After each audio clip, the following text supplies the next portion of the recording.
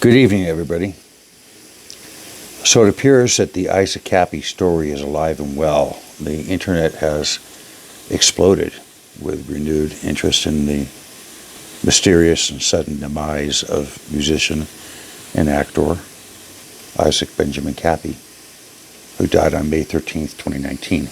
I've had some people recently accuse me of being behind the reemergence of interest in this mysterious death of Isaac. I deny these allegations, but I fully support independent eyes focusing on the circumstances surrounding Isaac Kappy's death. There have been all sorts of urban myth elements, distractions, distortions, illusions, and when one person inspects a story closely, they can arrive at a conclusion, but if thousands inspect the same story, they can arrive at the truth. And truth these days is bandaged up like a mummy, and myth is everywhere. And I'm speaking about myth in the traditional sense, a story that's handed down and told and retold that usually centers around the origin of things within the world. As a child, I read Bulfinch's Greek mythology, and I understood that the Greek myth always had their gods conceived in the image of man.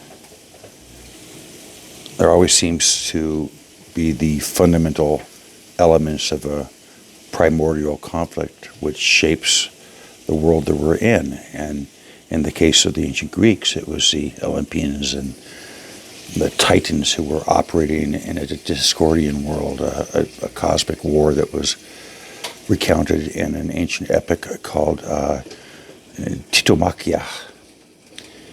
In many ways, it seems that we're returning to the mytho-poetic world and leaving the metaphysical era behind, which accounts for the countless corpses of myths that we see on the battlefield.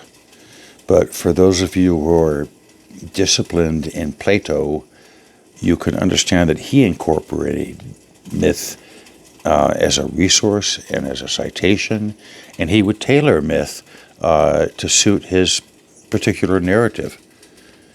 He would also at times disparage myth.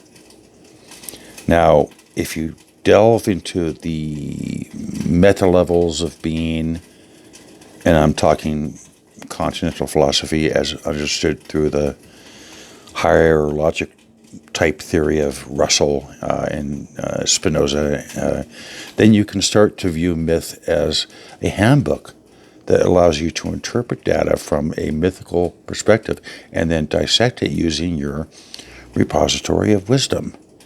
If one is to apply this to the death of Isaac Kappy, you will realize that it's a fantasy to believe that the man simply committed suicide.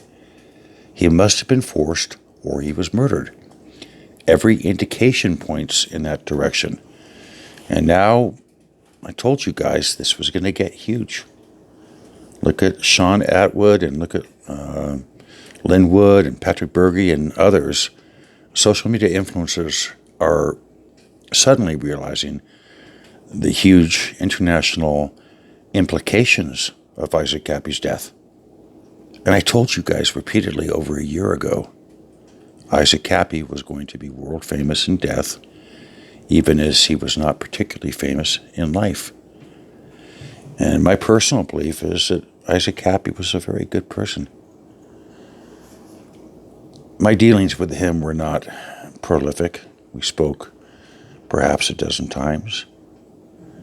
But he was always very kind and he loved music. He was a talented musician.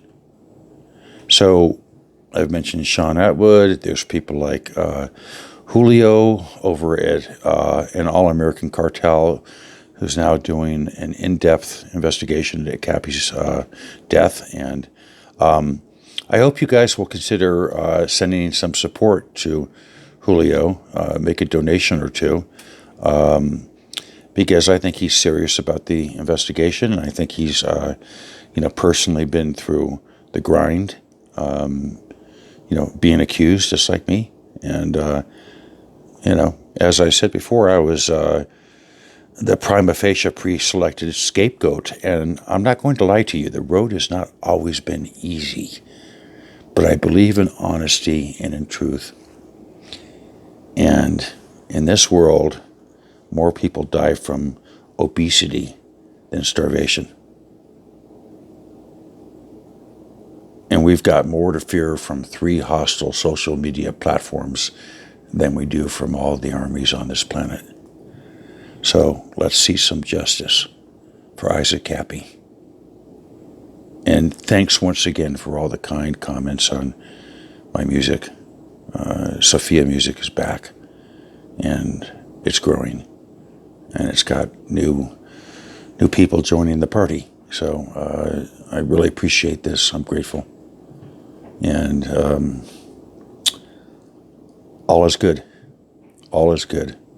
And God is great.